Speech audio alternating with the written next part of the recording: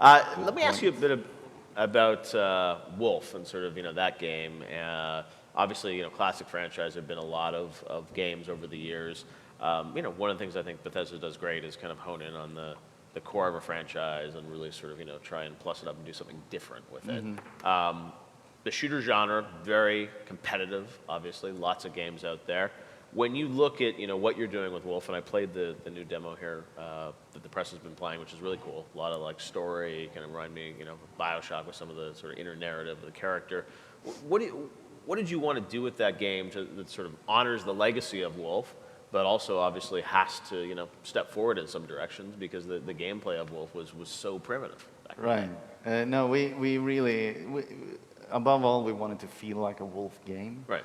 What does a Wolf game feel like to you? Well, essentially, it's the things that id Software established when they invented the genre. So it's a lot of we try to avoid the situations where you're basically encountering a scenario in terms of the combat I'm talking about now, where you're like, okay, there's my cover, you take your cover position, and then your enemies take their cover position, and you're essentially just trying to pop each other's heads.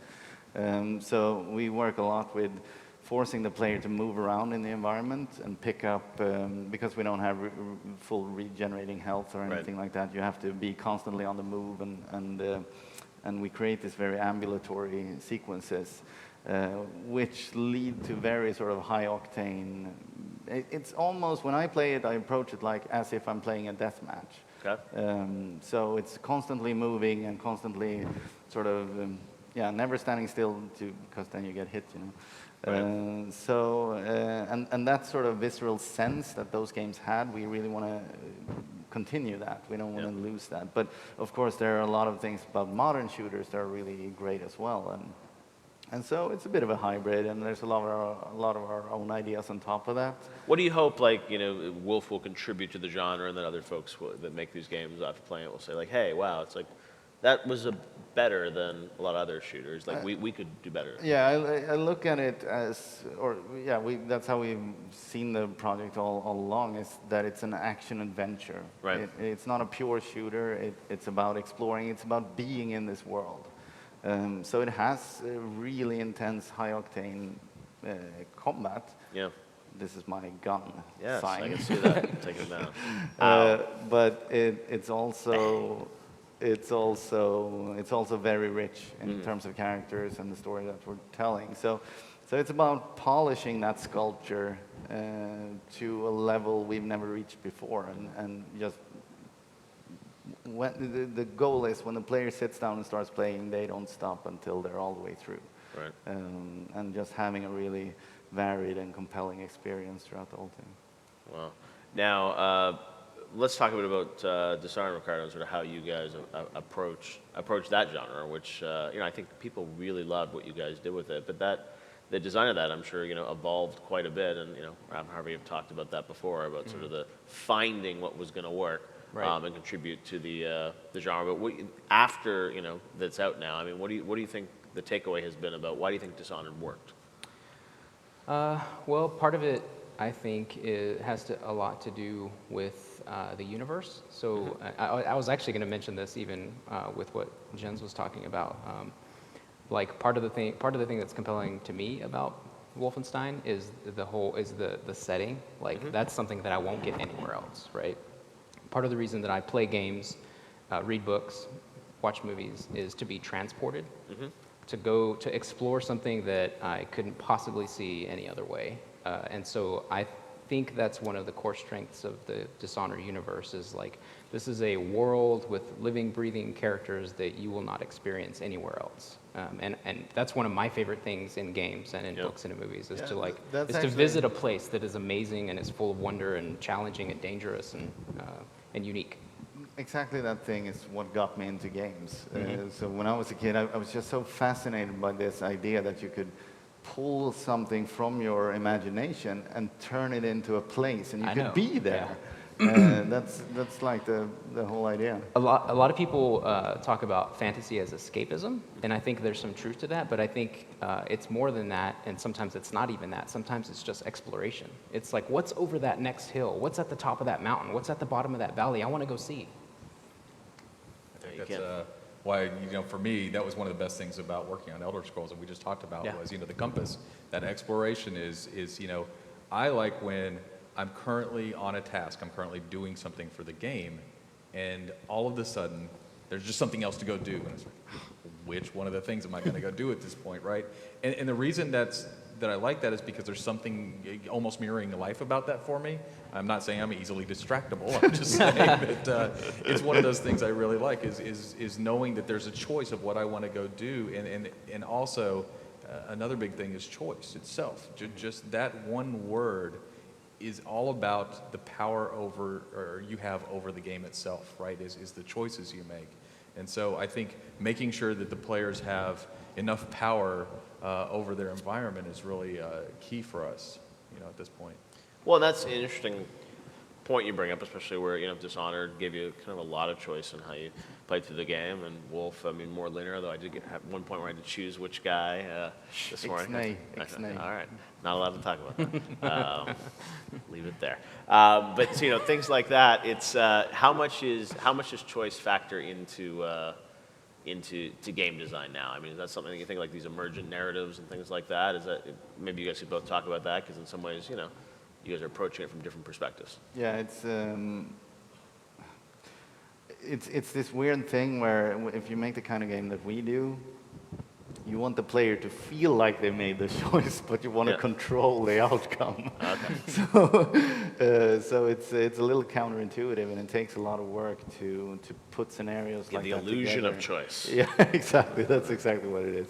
But there are some really powerful examples of that, like BioShock and like Last of Us, or those types of games that are essentially very linear.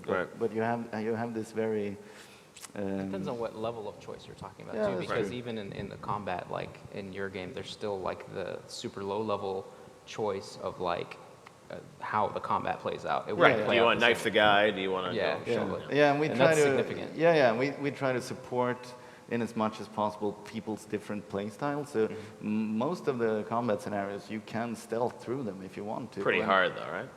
No, it's not.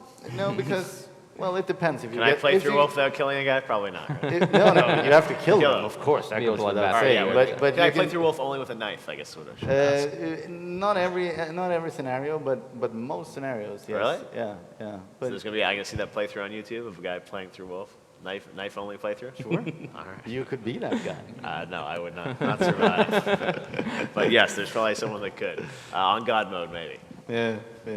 But yeah, so I think one of our level design tenets at Arcane is to make sure that levels are replayable and that scenarios can play out in a number of different ways. And some of that falls back on the like low-level gameplay systems, like making sure the AIs have rules and that they can go on their own, right? But then some of it is handcrafted. So like we try to set up dramatic scenes like, hey, what if there's this scene here where one guy is trying to poison another, like in the original game.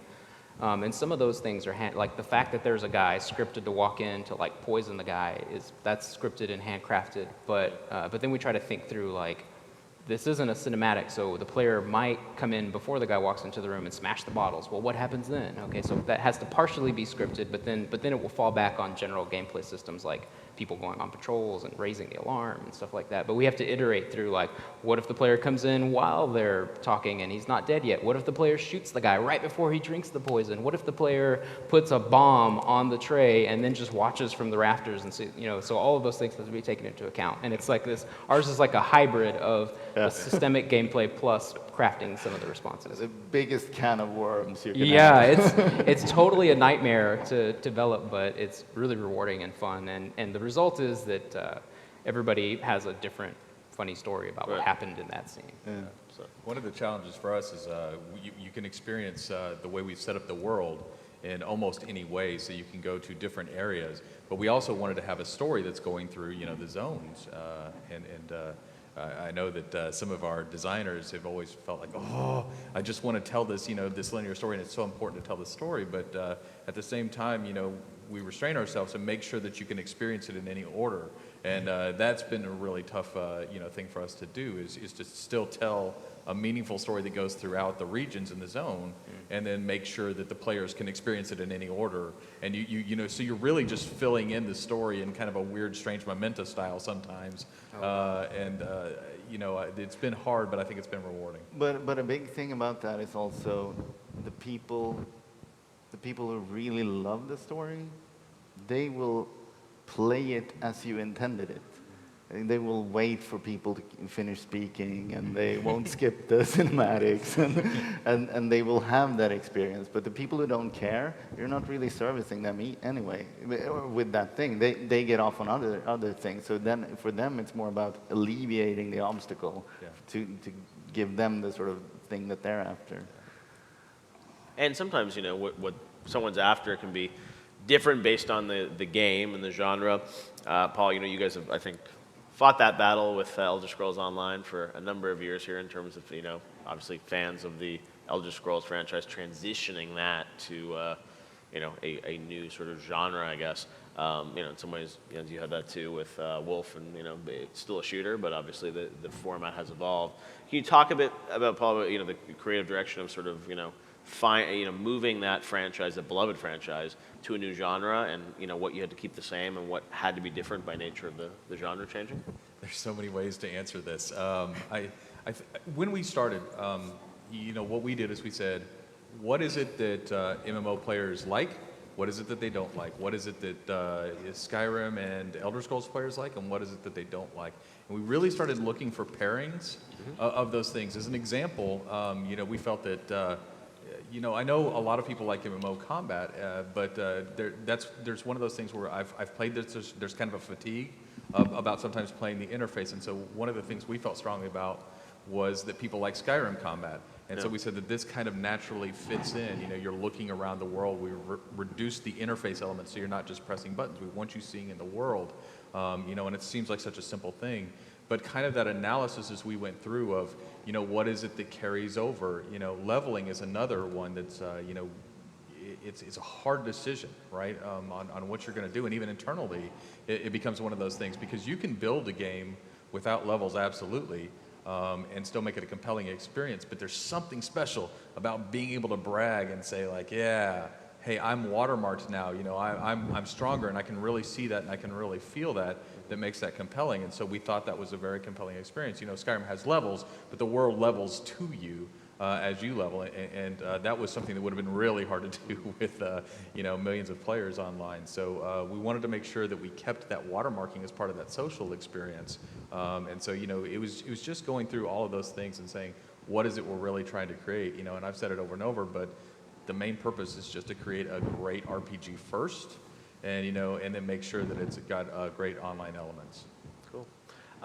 One thing I wanted to ask you guys about was the idea of onboarding new players. And, you know, Bethesda games are certainly known and loved by, you know, hardcore fans of gaming. But I wanted to ask you from a creative director perspective, how much do you think about, you know, how can we invite new players to play these games? How can we, you know, convince someone who's never played an Elder Scrolls to play it? Or how can we, you know, get the Call of Duty crowd to want to play, you know, Wolfenstein? I mean, that's something, you know, it's a marketing question, obviously, and a business question, but from a creative perspective, how much do you guys think about that, about how can we make this game more approachable? Well, that is a big thing that I think everybody does, because, I mean, we get off on people having the experience we want them to have. We want as many people as possible to have it. So it's a balancing act, because you don't want to alienate people who are hardcore, and you don't want to turn off people who just, you know, it's too complicated. But fortunately, I think Wolfenstein is very, at its core, people get it really easily. Right. You know. Yeah, the mechanics you are have point Nazis shoot, and big guns. That's, you know, naturally attractive. And then we can, and then that allows us to sort of smuggle in all the cool stuff that we want to do. I have a story that sort of crystallized how, for me personally, how unfriendly as developers we can be to new players sometimes. So I worked on the first Deus Ex game, and after we shipped that, we did a version for the PlayStation 2, which, by the way, was a small miracle trying to get Deus Unreal Ex Engine working on PS2. on the PlayStation 2. But at some point, my brother-in-law, who he's kind of a casual gamer, he doesn't play very many games, but sometimes he plays games. And because I made that game, he ended up with a copy of the PlayStation 2 version of Deus Ex, and he put it in. He was all excited to show me. And he started playing it, and the first thing that happened was he was looking at the ground, he was looking at the ceiling, he threw his gun into the air, backed up, and fell into the water and drowned. Like, that's in the first 30 seconds of the game. Right. And I was just like, oh my gosh. Like, we are horrible at, like, introducing new players to this game. So. But I think that's interesting because those steps is what every developer has to learn. Yeah. It's just how different the game looks from your perspective compared to what it looks like from just a brand new player. Yep. The first game we did was a game called Enclave, or the first game that got released. And it was just mayhem, complete mayhem. We didn't know what we were doing, because there was things like we had 3 levels that we hadn't even begun making when it was 3 weeks to go on the project, you know. So it's me. I'm sitting next to one of the scripters, and I usually don't dig into the gameplay too deeply. I'm more of the narrative side of things. But I was the only one who could do it because everybody else was busy. So we were sitting there together and we were like, okay, how do we make this scenario? And it was, you know, it was really complicated, and you had to fill an area with water. And as it was filling up, you were supposed to swim up to these things and do something, and that would drain the water out. And nobody understood it. Like, it was just completely impossible to play that scenario. Like, everybody drowns. There was no way. And so we have this small segment of the gaming population that loves this game because Right. it's so incredibly They're the ones that figured unforgiving it and out. hardcore. Yeah, those obsessive elite people. few. Yeah, the super elite. They love it beyond words, but everybody else hates it. And so those are hard-won lessons, you know. Yeah. Well, you know, with UO, I mean, or Ultima Online, I think it goes without saying that you know, there were a lot of wolves preying on a lot of sheep, and what I mean by that is there were just players, because it was player justice, right? And the first rule you learn, or we learned, was player justice is injustice, very clearly, because it is simply who can spend the most time in the game and then just kill other people. And people's first experience in the game, I remember my girlfriend at the time got in and was like, oh, I died immediately. Why can't that guy attack me? You know, and I think that's one of the lessons we learned. Did for you work on instance, UO? I did. So I have you to blame for a lot of emotional pain. You can talk to Rafstar on that one. But that's really cool. I think a game that has really made that into its USP is DayZ. Have you played that? Where it's just super unforgiving, and you have this prisoner's dilemma where you can basically never. You can never trust another player that isn't in your sort of chat. Right. Wow. And as soon as you see them, you have to shoot them, otherwise they will shoot you. and there's nothing in the game that says it has to be that way, but that's just the logic of how it flows. So you're always extremely scared, and you can spend. The sick thing about that game is that you can spend like 10 hours on a hill in a ghillie suit with a sniper rifle just waiting for zombies to emerge in the city. And it's fun. It's so bizarre. It's a really great game. Yes. So that yeah, those lessons actually absolutely play into what we do. I mean, you know, I'll be honest with you. I loved killing other players in Ultima Online. There's no secret to that. But you know, I've kind of learned that, you know, you need to let people know what them the a chance. experience is going to be before you introduce them to that kind of fun. Right. Cool. Well, we got 15 minutes left, so I wanted to certainly open up the floor for questions any of you guys have for these guys. If you can line up here at the mic, we will start going through some of the Q&A for our panel. Go ahead. So as games become more complex, I think there's the potential for game studios to become larger. And if game studios become larger, I think that specialization and maybe pigeonholing into areas that are not filled with passion. You know, if you spend 40 hours a week making trees, or you just do cloth and that's it. Do passion not can be- diss the tree and cloth people. They love that stuff. And so I'm wondering, as creative directors, what do you do to combat the trend toward people just doing it to collect a paycheck in a, this large organization where they don't have the passion that maybe a group of 10 people might have in a smaller studio where everybody has a big piece of the puzzle? Yeah, I think there are several answers to that question. One of them is that no developer wants to have a big team. We all want them to be as small as possible so you know everybody and know how everybody works and so forth. But if you're doing a really complicated game, you have to have a lot of people. And as the machines get more powerful, you simply need more content. And I think the last dev cycle, we probably at least doubled the teams when the Xbox 360 and the PS3 came. And I don't know how much the teams will grow this cycle, but it's definitely happening. And all you can do is just have as strong players as possible on the team. So that's one thing. And the other thing is, the project is key. Like if your project is solid, it's conceptually solid, and everybody on the team can get behind it, then the passion is there. But of course, there are always freaks out there that don't have the passion. But those are not the people you want on the team. You want people who are really passionate, and you want a project that everybody can get behind. And then the crazy thing is that there are always people who love the weird stuff. Like I'm passionate. Like I came into the industry as a level designer and as a texture artist. So I love like making walls and floors and all of that and making that real and tangible. Whereas the character modeler is completely disinterested, probably. There are different people for different things, and you want to make sure that those slots are all filled with passionate people. Thank you. I guess this is a group question. You mentioned that obviously time constraints limit you doing things that you'd like to put into your game. What's something that you haven't been able to put in or hasn't been feasible to put into a game that you'd like to see come out at some point in any genre? For a huge scale online game like ours, I'd love to see better physics go in, honestly. I think there's a lot of emergent stuff that comes out of that.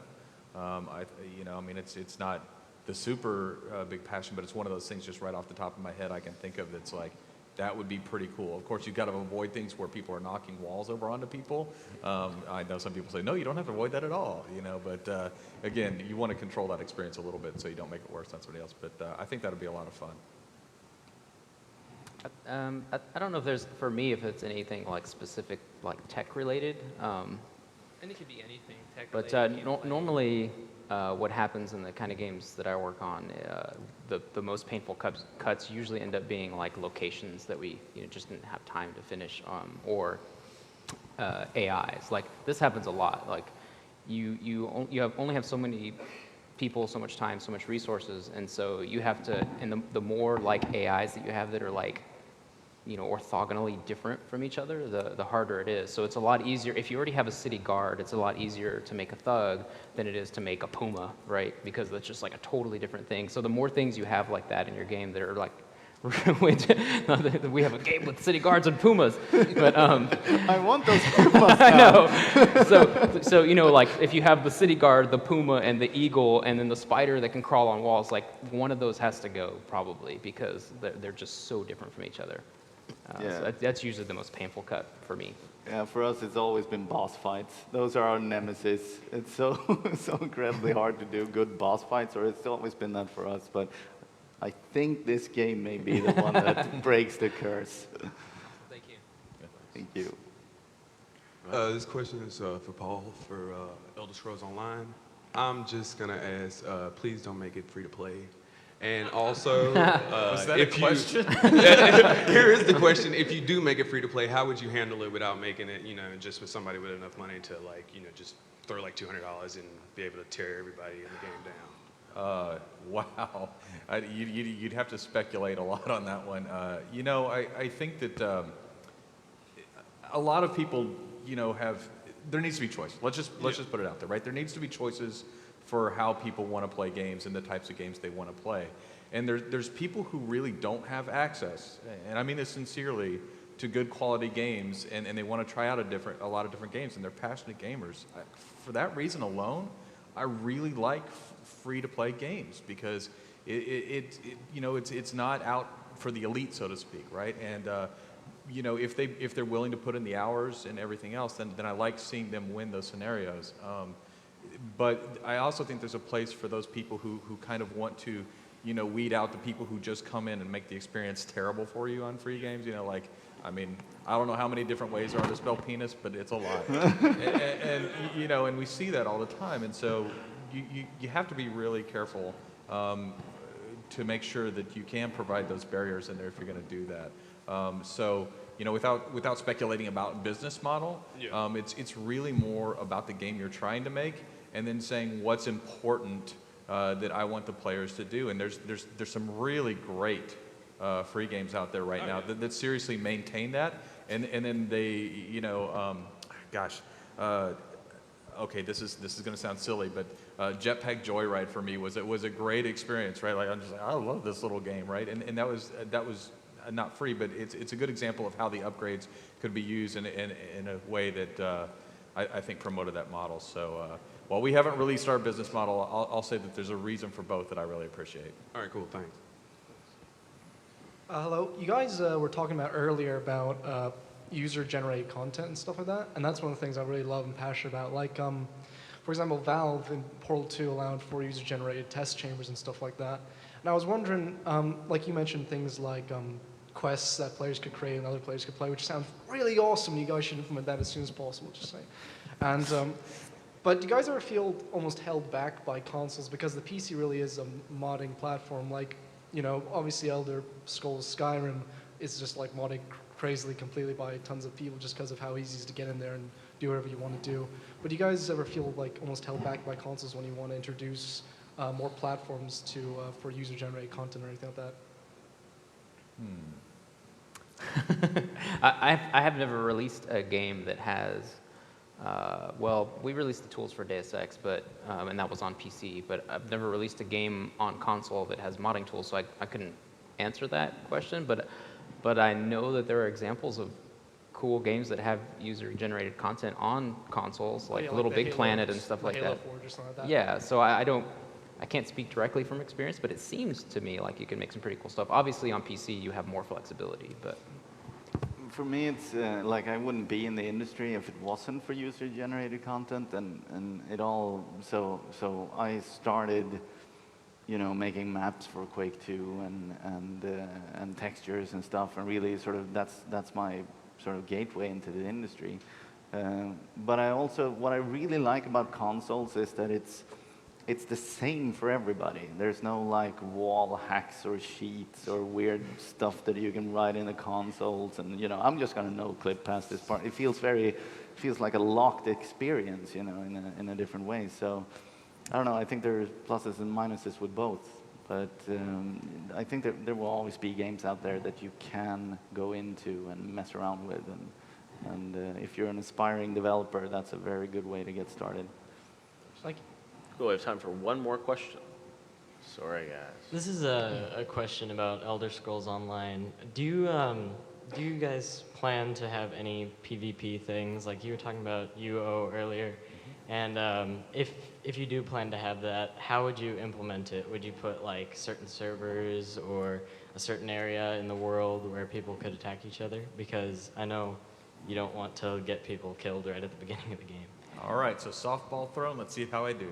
Okay, so yeah, absolutely. I mean, we have the Alliance War that's going on, right? Like you pick from one of 3 factions. That whole area in the middle of Cyrodiil, which is where Oblivion took place, is all for PvP. And the reason it is the way it is and it's open is because I want the feeling of somebody who's sitting around like, I'll go out and quest in Cyrodiil right now, or I'll go out gathering resources, or I'll just go fishing, right? And you get into that experience, and you're kind of in that mindset. Boom! Something hits you, right? And it's like, I'll wake you up. Yeah. That's the experience I want. I want people to feel that adrenaline rush of something coming in and getting them, right? And that's what thrills me about PvP. Like, I love that minute when I get to turn that around on that son of a, who attacked me. I'm like, yeah, that's what you get. I have access to the game tools. Oh, no. You're in charge. All right, cool. Well, thank you all for attending. You got a question? All Do right, one more. one more question. Come on, one more. My question is, what would you say if one day you fell asleep, you woke up in your game? What would you say? You win. That is the best question ever. What would you do? Be honest.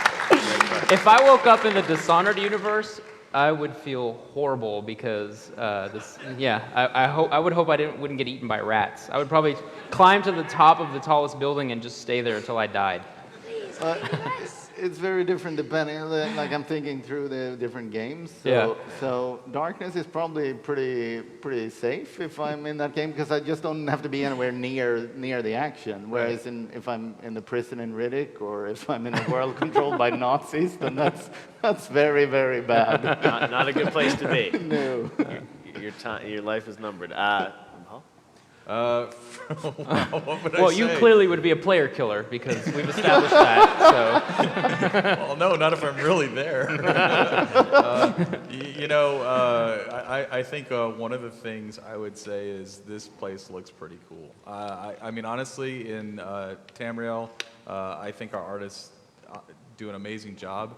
And, I kind of want to actually go up to the top of a mushroom and just hang out for a while. Well, So, isn't that also a little bit why we make games? Because we want to be there. Yeah. So Yeah. it's probably not all bad, but mostly bad.